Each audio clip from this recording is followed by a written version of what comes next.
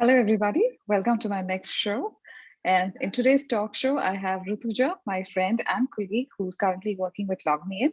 And she's based out of Germany and has been with LogMeIn for quite some time now. And I will let her introduce herself to you. Thank you, Rutuja, for coming on my talk show, and welcome. Thanks, Shamila. This is indeed pleasure. Cool. Rutuja, if you could go ahead and give a quick introduction about yourself, we can get started from there. All right. So very excited to be here. Sharmila, I work as a principal transformation leader and coach with LogMeIn. For last almost 14 years, I have been doing a lot of transformations. So I have been into startups, to big enterprise.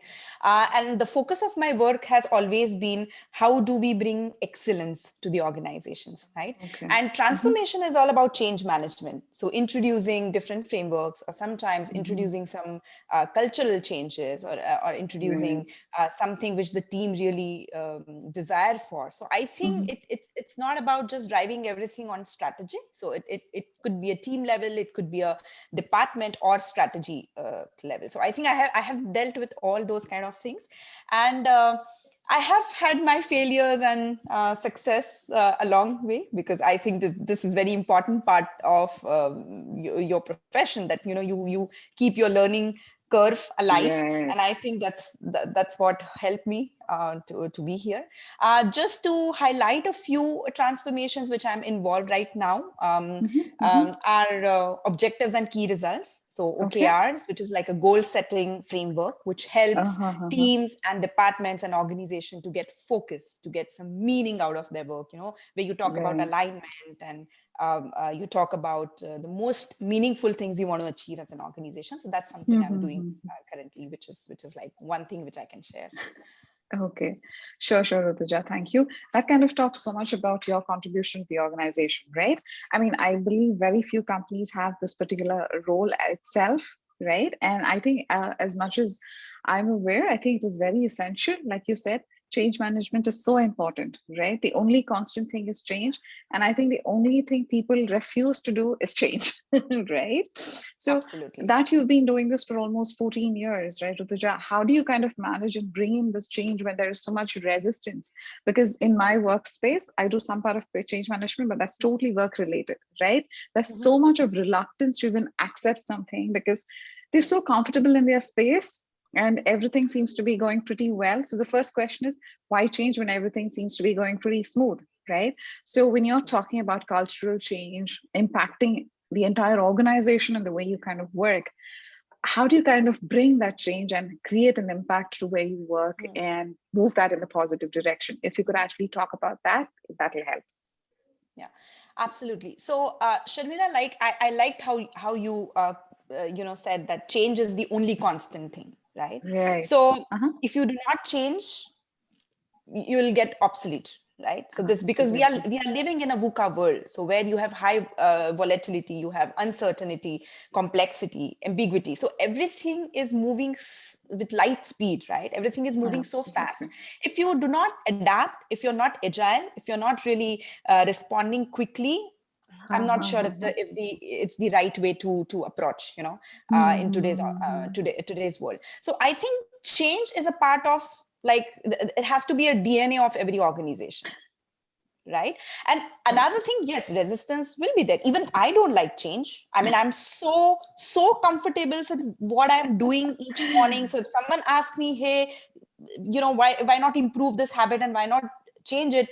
Yeah, the first reaction is like, why now something new? And this happens. So one thing which I learned, whenever you're introducing change in an organization, start slow. You don't need to be revolutionary here. The sustainability of change management or any new transformation or framework you want to introduce will be there when you do it with baby steps. Absolutely. So try with smaller steps in a very evolutionary manner, not with this big bang, because people don't like big bang, right? And if you want people to be in that journey of change and transformation, you have to get them along, You can only do it with baby steps. So show them the first MVP. How did it help? And then you will realize, oh, 5 people are together with you. They are ambassadors of this thing. And then you will have 10 people. And then, so I think this is this journey of how as a group we can how to say, foster this change in the organization. So baby steps, one thing at a time, in a very evolutionary way. Okay, that's pretty interesting, right? Like what you exactly said, in suddenly introducing change and at a mass level, and like, with what do you say, higher expectations and outputs, it's not going to scale, right? So when you talk about baby steps, right, Rutuja, if you could say, how do you kind of even initiate that, right? Is that, do you start from like within engineers, or is it from the executive level? How do you kind of approach the whole concept of introducing a change which is going to impact the entire organization? Where do you begin? Right. So I think first thing, you definitely need executive sponsorship here. You need to have buy-in, because as a coach, as a change agent, you are enabler. You are kind of a catalyzer here. You are not on either or side. So it's like you are more like an enabler to the organization, but the sponsorship, the buy-in should come from different directions. So the first thing is you really get in touch with different leaders, that okay, why do they think that there's a need for this change, or is it evaluated? Maybe sometimes it's like something is trending in the market, and we just blindly want to follow that, right? So I think it should evolve. How to say, the need should evolve from some facts and data, that hey, we observed this and this is why we need it, and then we are in this together, right? So you need that kind of buy-in, sponsorship, and then there has to be a great level of communication with all the people, right? And asking them to join this, that how is it good for them, so what is in it for me, this kind of conversation. So I think you have to go with both sides, so buying from everyone in the organization, not everyone meaning volume, but you definitely need to start with a working group. You need to have executive sponsorship, you need to have a plan, you need to have some discipline, you also need to have some sort of that, hey, if it doesn't work, we'll drop it, right? So you don't have to be very, very rigid in terms of, like, for example, I'll tell you, I met many scrum masters, or even when I was into the space of agile, I realized sometimes we just do scrum because we do scrum, right? So a great coach will be somebody who will also let you leave certain frameworks or drop them because they are not needed. So I think don't fall in love with these different frameworks or these change management processes and approaches. Just do something which helps the organization to move forward. So I think that's what I would recommend. Yeah, I observed two key factors what you mentioned here, Rutuja. Great point, right? I think the most important factor which actually attracts as a person is what's in it for me. That's the most basic human nature, right? Whether it's at work or outside work, what's in it for me is it's a innate human quality is what I would say, right? Explaining that factor, and like what you said, it's okay to let go something that's not working. If you've built it, don't glue to it saying, hey, I built it, how can it not work, right? So if you don't see the benefit of it, it's okay to let go. Yeah, I will definitely remember these two factors, because I feel sometimes we have so much of passion, or it's like, oh my God, I did it, how can I kind of stop doing it, or why would people stop doing it, right? I get that. Yeah. So Rutuja, if you could talk about, since it's like an entire organization that you're talking about, introducing, you're required to do so much of background work when you have to find out, hey, this is the gap. By introducing this change, this is what we are going to accomplish, and these are the fillers that we need to reach where we need to reach. I think that kind of needs to align with your company goals as well, right? So what are some of the most common or basic challenges that you've kind of dealt with, and how do you kind of address them and go beyond them and get things done? That's a great question, Shamila. I think one major challenge which I observed is things start very quick. That, hey, we want to implement this change, and everyone is so energized and like, okay, let's begin. What happens is the starting point is very, very like kind of quick, It's very, how to say, it's very, very like everyone is having a lot of anxiety and like positive one, I mean a lot of enthusiasm, energy, and by the time you start doing it, it's like, you know, this this curve comes down, because sometimes you have too much of centralized decision making, right? So you have to constantly kind of wait for decisions and things like that. Sometimes it could be that you're so big and you do not have a plan, right? So I'm a huge fan of planning. So again, it's not like you stick to the plan, like even if everything is falling apart, the plan is meaningless, but having a starting point, like having some planning, is important. A lot of times we miss out on that. And another thing I would say, the discipline of tracking things. So every change management, everything what you are trying to improve or transform, you also need to have this needle where you are tracking every time.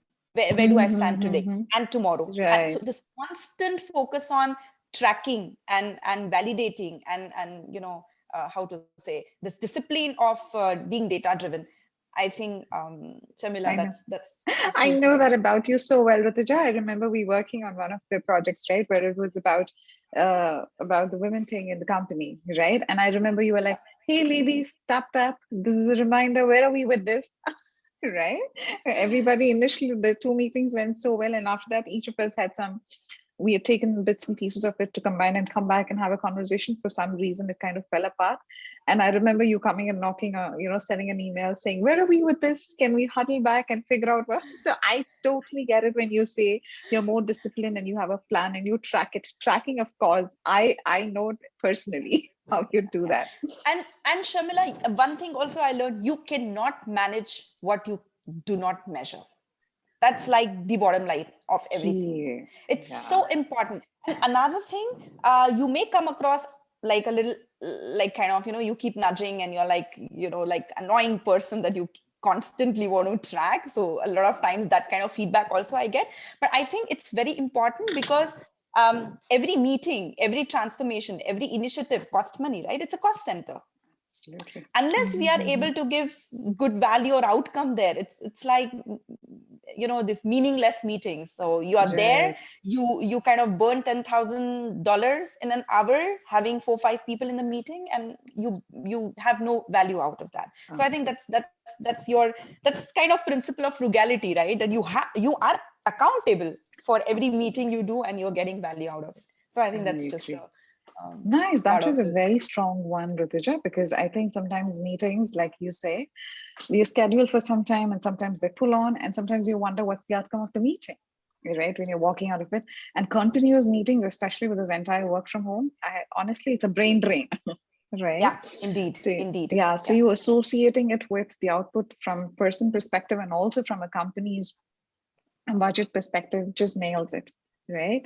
So what is one major factor, Rutuja, that keeps you driving to continue this and move forward with it, with the mindset of, hey, I will get this done, right? In spite of all the obstacles that you're hitting, the pressures on both sides, the people, like what you just said, people sometimes find you nagging. In spite of that, you're like, I know I need to get things done.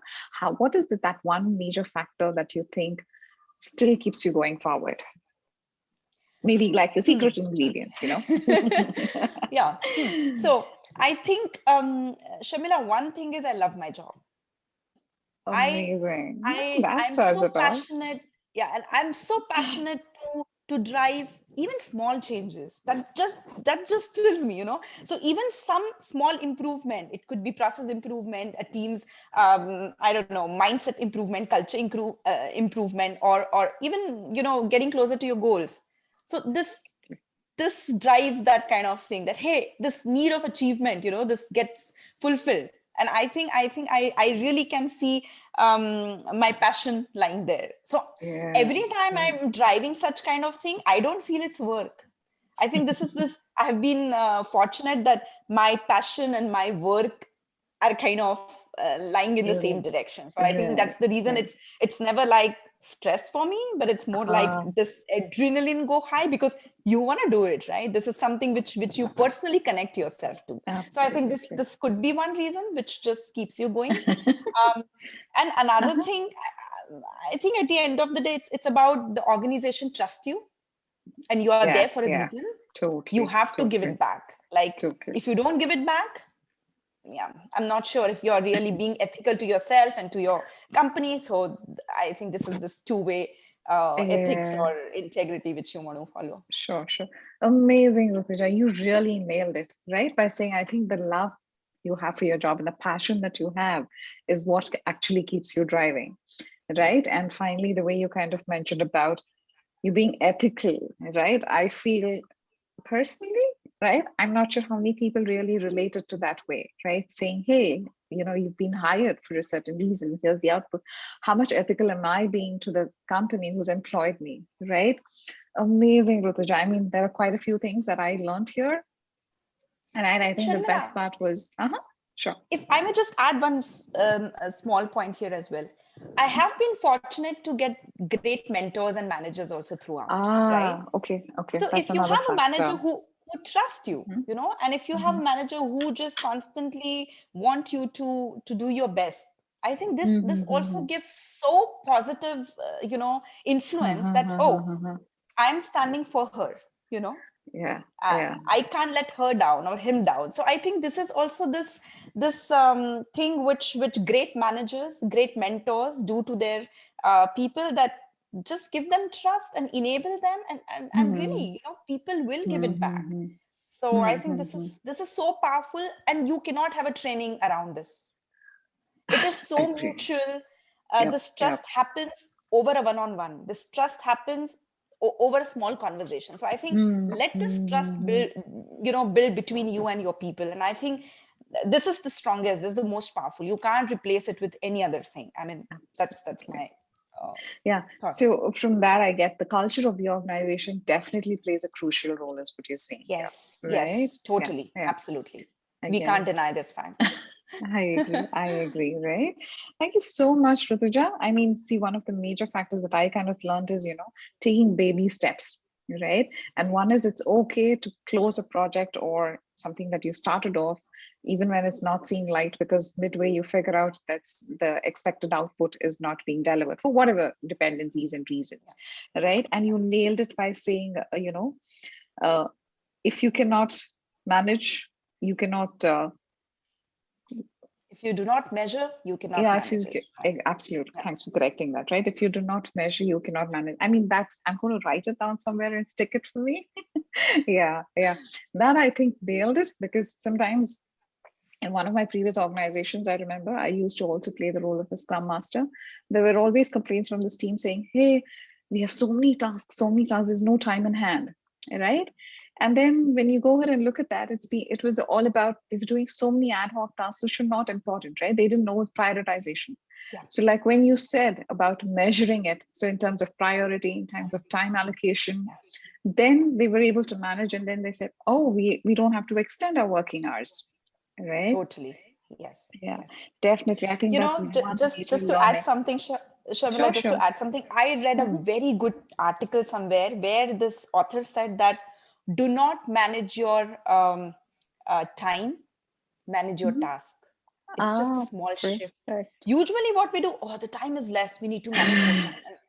Don't manage your time. It's gonna be constant 24 hours. Manage your task. And I think that was a great learning for me, where I shifted my focus from time management to task management. Perfect. I think I'm really going to write this down in bold and put it in front of my table so that I kind of look at it, because there are times that I also get bogged down and I'm like, there's no enough time. But then I figure out like what you just told, right? Probably I don't know how to break up the tasks and prioritize and then deliver it. Yes. Right. Absolutely. And the main thing that you also spoke about, mentorship and culture of the organization plays a crucial role, right? You really, really nailed it, Rutuja. I mean, I've spoken to so many people, but like what I mentioned, it's one of the few roles that I've seen in most of the companies that I've worked with about a transformation role by itself, right? And by talking to you, I figured out, and also by working with you, right? It is so essential for any organization to have this role, right? So You've been contributing a lot, Rutuja. Thank you so much for being on my talk show here, and good luck to you. May you go ahead and create more changes and bring in various success to the companies that you work for. Thank you, Sharmila, for having me here. It was indeed a pleasure talking to you. Thank you, Rutuja.